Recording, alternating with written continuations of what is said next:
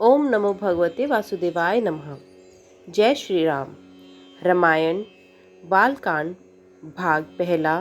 पिनाक की कथा। दूसरे दिन प्रातःकाल राजा जनक से महर्षि विश्वामित्र ने कहा, हे राजन, दशरथ के इन दोनों कुमारों की इच्छा पिनाक नामक धनुष को देखने की है, अतः आप इनकी इच्छा पूर्ण करने की व्यवस्था कर दीजिए। राजा जनक के कुछ कहने से पूर्व ही राम ने कहा, हे नरेश, पहले आप हमें पिनाक का वृतांत सुनाइए। हमने सुना है कि पिनाक शंकर जी का प्रिय धनुष है। शिव जी के पास ये आपके पास कैसे आया? इस पर मिथिलापति उन जनक बोले, हे राम, एक बार प्रजापति दक्ष ने एक बड़ा विशाल यज्ञ किया। दक्ष जी शंकर जी के ससुर थे। अपने जमाता से अप्रसन्न के कारण उन्होंने इस यज्ञ में ना तो शिव जी को आमंत्रित किया और ना ही अपनी पुत्री सती को। पति को समझाने बुझाने की परवाह ना करके सती अपने पिता के यहाँ यज्ञ में पहुंच गई। वहां सती का बहुत अपमान हुआ। सती ने देखा कि देवताओं के लिए यज्ञ का जो भाग निकाला गया था उसमें शिव जी का भाग था ही नहीं। इसे क्रुद्ध होकर सती ने यज्ञ कुंड में कूदकर अपने प्राण त्याग दिए। महादेव जी के गणों ने, जो सती के साथ राजा दक्ष के यहाँ आए थे, लौटकर महादेव जी को सारा वृतांत बताया। सती की मृत्यु की सूचना पाकर महादेव जी बड़े क्रुद्ध हुए। उन्होंने राजा दक्ष की यज्ञ भूमि में जाकर उस यज्ञ को नष्ट कर डाला। फिर वे अपना पिनाक नामक धनुष चढ़ाकर देवताओं को मारने के लिए अग्रसर हुए, क्योंकि देवताओं ने उस यज्ञ का भाग महादेव जी को नहीं दिया था। महादेव जी का ये रौद्र रूप देखकर सारे देवता बहुत भयभीत हुए। देवताओं ने अनुनय भय विनय करके महादेव जी का क्रोध शांत कराया।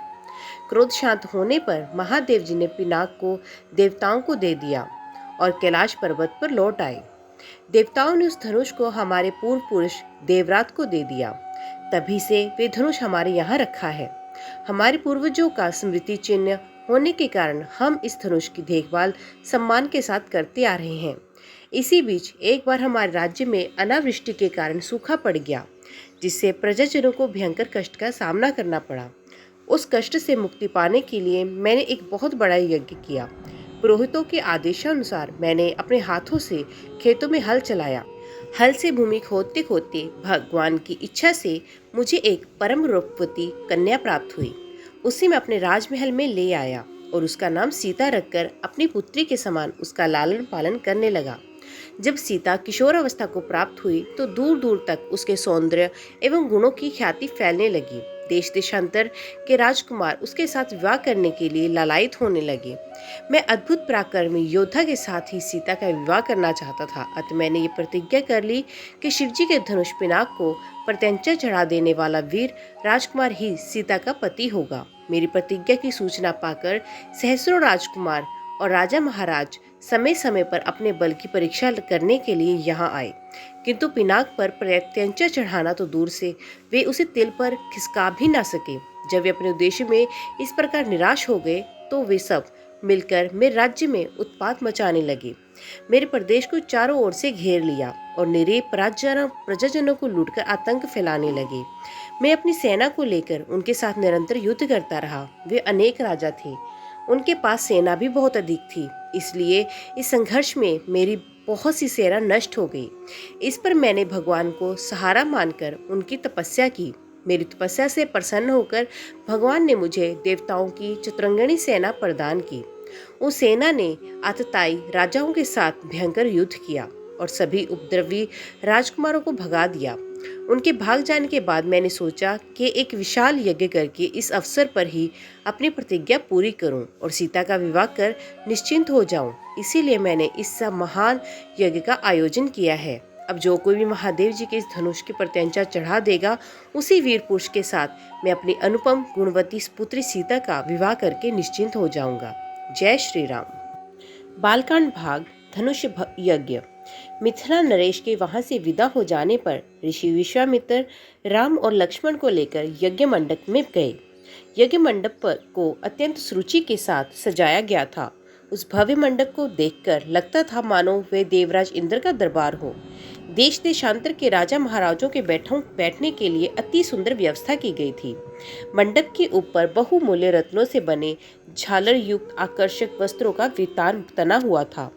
वितान के चारों ओर फहरते हुए पताके मिथिलापति की कीर्ति का प्रदर्शित कर रहे थे। बीच बीचन में रत्न जटित स्तंभ बनाए गए थे। वेद पाठी ब्राह्मण एवं तपस्वी शांति पाठ कर रहे थे। देदी प्यामान वस्त्राभूषणों को धारण किए राजकुमार अपने अपने आसनों पर विराजमान थे।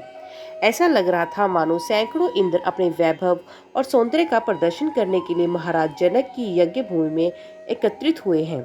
इस सौंदर्य को अवलोकन करने के लिए जनकपुर की लावण्यमयी रमणियां अपने घरों के झरोकों से झांक रही थी। गर्जन तर्जन करते हुए पिनाक को इस मनोमुग्धकारी वातावरण में यज्ञ भूमि में लाया गया। सभी की उत्सुक दृष्टि उसी ओर घूम गई। सहस्रों व्यक्ति उस धनुष को एक विशाल गाड़ी में धीरे धीरे खींच रहे थे। उस विशाल काय वज्र के समान धनुष को देखकर बड़े बड़े बलवानों का धैर्य टूटने लगा और पसीना छूटने लगा। पिनाक को यथास्थान पर स्थापित कर दिया गया। राजा जनक के ज्येष्ठ पुत्री सीता एवं उनकी सहेलियों को साथ लेकर धनुष के पास आए और बोले, हे संपूर्ण संसार के राजाओं और राजकुमारों, महाराज जनक की प्रतिज्ञा की है कि जो कोई भी महादेव जी के इस पिनाक नामक धनुष की प्रत्यंचा को चढ़ाएगा, उसके साथ मिथिलापति महाराज जनक अपनी राजकुमारी सीता का विवाह कर देंगे। राजा जनक की इस प्रतिज्ञा को सुनकर राजा और राजकुमार बारी बारी से उस धनुष पर प्रत्यंचा चढ़ाने के लिए आए, किंतु भरपूर प्रयास करके भी उस पर प्रत्यंचा चढ़ाना तो दूर, उसे हिला भी ना सके। अंत में वे लज्जित हो सिर झुकाकर तथा श्रीहीन होकर इस प्रकार अपने अपने आप आसनों पर लौट गए, जैसे कि नागराज अपनी मणि गंवाकर लौट आते हैं। इस प्रकार एक एक करके सब राजाओं और राजकुमारों को विफल मनोरथ होकर लौटता देख महाराज जनक को बहुत दुख हुआ। उन्होंने बड़ी निराशा के साथ मर्मभेदी स्वर में कहा, संपूर्ण संसार के विख्यात शक्तिशाली योद्धा यहाँ विद्यमान है, किंतु बड़े दुख की बात है कि उनमें से कोई भी पिनाक पर प्रत्यंचा नहीं चढ़ा सका। उनकी इस असफलता को देखकर ऐसा प्रतीत होता है कि पृथ्वी शूरवीर क्षत्रियों से खाली हो गई है। यदि मुझे पहले से ज्ञात होता कि अब इस संसार में वास्तव में कोई क्षत्रिय योद्धा नहीं रहा, तो मैं ना तो धनुष यज्ञ का अनुष्ठान करता और न ऐसी प्रतिज्ञा लेता। लगता है कि मेरी पुत्री सीता उम्र भर कुंवारी रहेगी। परमात्मा ने उसके भाग्य में विवाह लिखा ही नहीं। महाराज जनक की ये बात सुनकर उन सभी राजाओं और राजकुमारों ने, जो अपनी असफलता से पहले ही लज्जित हो रहे थे, शुद्ध मन से दृष्टि नीचे झुका ली। राजा जनक के द्वारा की गई इस भर्त्सना को उनके पास कोई उत्तर न था, परंतु अयोध्या के छोटे राजकुमार लक्ष्मण को मिथिलापति द्वारा समस्त शत्रु पर लगाया गया लांछन सहन नहीं हुआ। कुपित होकर उन्होंने अपनी भ्रुकुटी चढ़ा ली और तीखे शब्दों में बोले, हे मिथिला के स्वामी राजा जनक, आपके ये शब्द सर्वथा अनुचित और सूर्य कुल और तथा रघुकुल का अपमान करने वाले हैं। आश्चर्य है कि आपने ऐसे अपमानजनक शब्द कहने का साहस कैसे किया।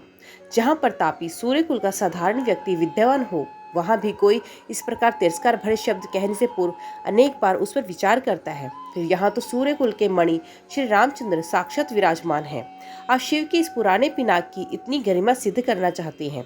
मैं बिना किसी अभिमान के कह सकता हूँ कि इस पुराने धनुष की तो बात ही क्या, यदि मैं चाहूँ तो अपनी भुजाओं के बल से इस धनुष के स्वामी महादेव सहित संपूर्ण सुमेरु पर्वत को हिलाकर रख दूं, इस विशाल पृथ्वी को इसी समय रसतल में पहुंचा दूं। ऐसा कहते हुए लक्ष्मण के नेत्र क्रोध से लाल हो गए, उनकी भुजाएं फड़कने लगी और उनका संपूर्ण शरीर क्रोध की ज्वाला के कारण थर थर कांपने लगा। जय श्री राम। ओम नमो भगवते वासुदेवाय नमः। तो दोस्तों, आज की वीडियो में बस इतना ही। उम्मीद करती हूँ वीडियो आपको पसंद आई होगी। वीडियो पसंद आई हो तो वीडियो को लाइक और चैनल को सब्सक्राइब ज़रूर कीजिएगा। तो मिलते हैं अगले अध्याय के साथ। तब तक के लिए देखते व सुनते रहिए। जय मां कंजक, जय माता दी।